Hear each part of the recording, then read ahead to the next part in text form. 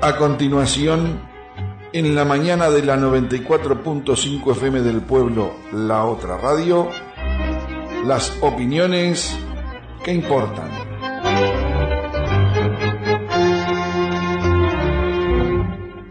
Los contenidos emitidos en este espacio no son responsabilidad de la emisora. En las opiniones que importan, contamos con la presencia del doctor Julio Matos. Buenos días, amigos, gusto en saludarlos. El 1 de marzo de 1959, después de casi 100 años, los blancos volvían a ejercer el gobierno nacional. Si bien en el siglo anterior no habían estado permanentemente fuera del mismo, porque durante algunos periodos coparticiparon con su tradicional adversario del mismo,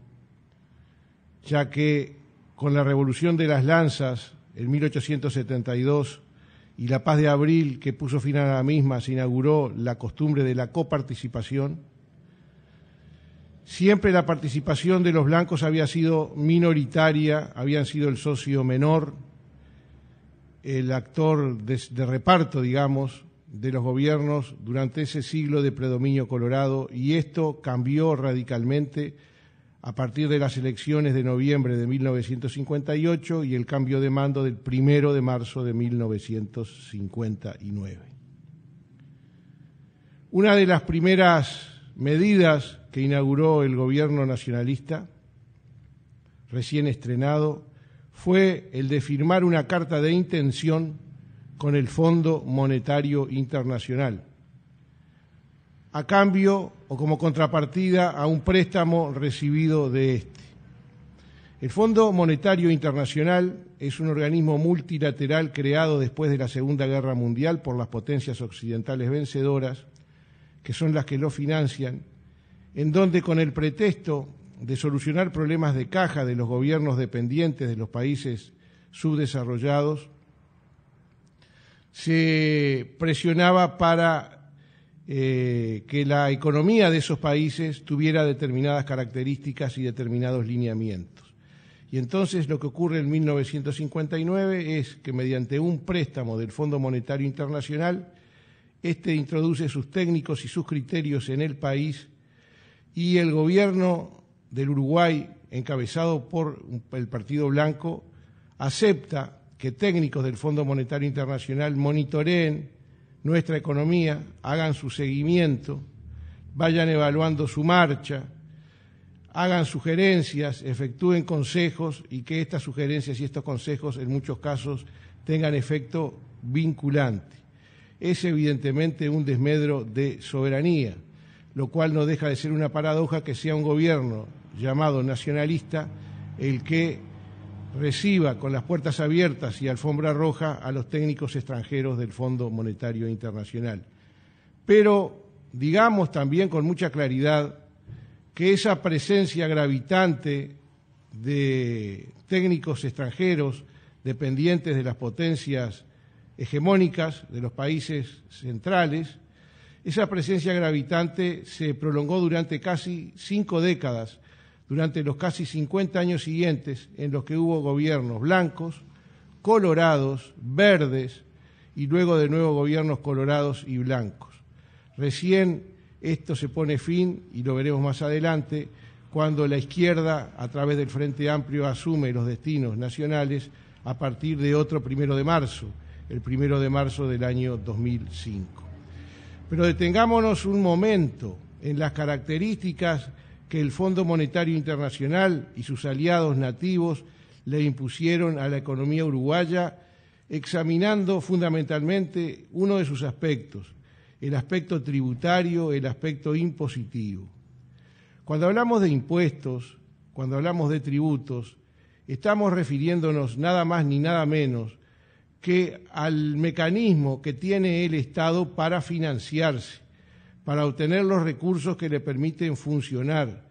que los obtiene, como no podía ser de otra manera, de la sociedad civil, mediante el cobro de los impuestos. Pero estos impuestos, que son la fuente de financiamiento del Estado, de los gobiernos, no son neutrales en el sentido de que su influencia en la sociedad puede apuntar hacia un lado o hacia otro. Mediante ellos puede buscarse redistribuir la riqueza o mediante los impuestos puede buscarse concentrar la riqueza. Mediante una política impositiva se llega a una sociedad integrada y mediante otra política impositiva de signo distinto se llega a una sociedad fracturada, dividida y enfrentada entre los que lo tienen todo y los que no tienen nada. Los técnicos del Fondo Monetario Internacional, sus autoridades y las autoridades uruguayas que seguían sus consejos fueron dejando atrás determinados tipos de impuestos que tuvieron importancia en el Uruguay vallista y fueron adoptando otros importados desde los países centrales. Nos referimos en el primer caso a los impuestos directos, como el impuesto a la renta o el impuesto al patrimonio, que son impuestos en donde el Estado, para fijar la cuantía de la detracción, toma en cuenta fundamentalmente las posibilidades, la capacidad contributiva, el bolsillo del contribuyente. Estos impuestos, decimos, fueron dejándose de lado y fueron siendo sustituidos por impuestos indirectos, esto es, impuestos que gravan de la misma manera al pobre que al rico, y como desde Aristóteles en adelante se sabe que las situaciones desiguales, tratadas igualmente, consagran la desigualdad, si el Estado, al imponer impuestos, valga la redundancia, no distingue entre quien tiene mucho y quien tiene poco, la desigualdad preexistente entre quien tiene mucho y quien tiene poco se congela, se hace más rígida y se profundiza en el tiempo con claridad. Entonces veníamos diciendo que los impuestos directos que predominaron en el Uruguay vallista, como el impuesto a la renta y el impuesto al patrimonio, fueron cediendo su lugar a un impuesto que se llama por estos lares impuesto al valor agregado o IVA, aunque en otros lugares del mundo tiene otro nombre, que fue sustituyendo lentamente a aquellos otros como fuente de financiamiento importante del Estado uruguayo. El impuesto al valor agregado, como impuesto indirecto, tiene la peculiaridad de que grava el consumo. Cuando usted va a comprar algo y paga su precio por eso que está comprando, sin saberlo, sin darse cuenta, está pagando el impuesto. Es, por lo tanto, el IVA un impuesto de fácil recaudación, de fácil percepción y que no influye en el ánimo del contribuyente porque éste no tiene la conciencia de pagarlo. A diferencia del impuesto a los sueldos o impuesto a la renta de las personas físicas, que cuando usted cobra el sueldo y ve en el sobre la detracción que le hace el Estado, se agarra terrible calentura porque siente que le meten la mano en el bolsillo. Bueno, cuando usted va a comprar un kilo de yerba o una Coca-Cola o cigarrillos, también le meten la mano en el bolsillo, solo que usted no se da cuenta. Y puede pasar, y es una paradoja de la vida actual, que le saquen más,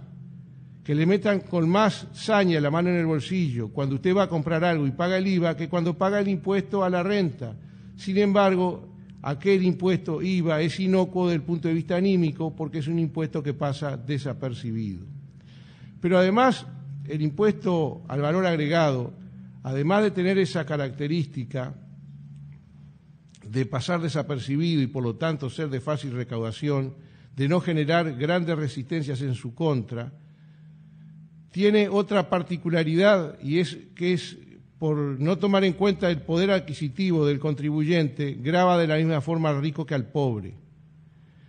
Supongamos que el impuesto al valor agregado tiene una tasa del 20%. Y supongamos que usted va a comprar un producto que cuesta 100 pesos. Automáticamente el comerciante le incorpora al precio el impuesto y eso que valía 100 pesos pasa a valer 120. Pero si va a un peón de estancia a comprar un kilo de yerba que costara 120 pesos, IVA incluido, paga 120 pesos por ese kilo de yerba. Quiere decir que paga 20 pesos de impuesto. Ahora, si va su patrón, que de repente tiene 1.000 cuadras de campo, a comprar 1 kilo de hierba, paga exactamente lo mismo, 120 pesos, y paga el mismo impuesto que el peón, 20 pesos. Por eso es un impuesto injusto, porque grava de la misma forma al rico que al pobre. Bueno, este impuesto pasó a ser la vedette del sistema impositivo uruguayo, instaurado en el gobierno colorado que precedió a la dictadura. Siguió durante todo el tiempo en que se mantuvo la dictadura en el poder, el gobierno del doctor Sanguinetti, el gobierno del doctor Lacalle, el gobierno del doctor Sanguinetti de nuevo y el doctor Jorge Valle, y siempre con una tendencia creciente. Cada vez que el Estado uruguayo tenía necesidades de caja, aumentaba la tasa del IVA. El IVA comenzó siendo del 18%, luego pasó a ser del 20%, después pasó a ser del 22%, después en época del doctor Lacalle del 23% y finalmente, cuando el último gobierno tradicionalista del doctor Jorge Valle llegó a ser del 26%. Más de una cuarta parte del precio era el impuesto al valor agregado, teniendo el Uruguay el tristísimo privilegio de tener el IVA más caro del mundo. En el Uruguay, en el mundo hay casi 200 naciones, casi 200 países conforman las Naciones Unidas. El récord lo teníamos nosotros, éramos también campeones mundiales en IVA, en impuesto al valor agregado, aunque nadie a usted se los dijo. Todas estas tragedias que comenzaron un 1 de marzo del año 1959 comenzaron a cambiar otro 1 de marzo, 46 años después, el 1 de marzo del año 2005, en donde después de 46 años de gobiernos colorados, blancos y verdes, vino un gobierno tricolor, un gobierno de izquierda, un gobierno frente amplista, que empezó a apuntar a finalidades diferentes. El impuesto al valor agregado bajó del 26% y hoy anda por el 18%.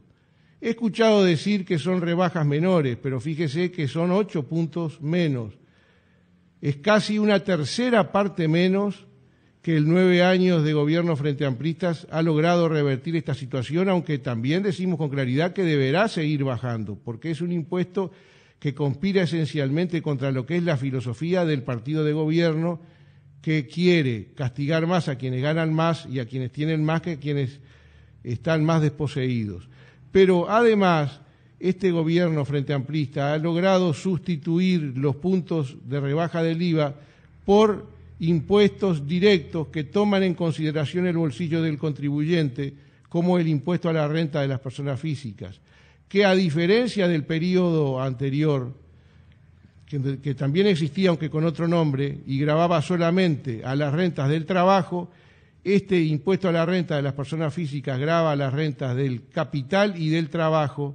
y lo hace a partir de un mínimo no imponible y con tasas progresivas. Seguramente, como se nos ha terminado el tiempo, que en alguna audición posterior seguiremos hablando de estos temas que reconocemos que son áridos, pero que en definitiva hablan de lo que importa, que es cómo obtiene el Estado sus recursos y qué hace con ellos. Hasta el próximo viernes. Esto fue Las Opiniones que Importan, en la mañana de 94.5 FM del Pueblo, la otra radio.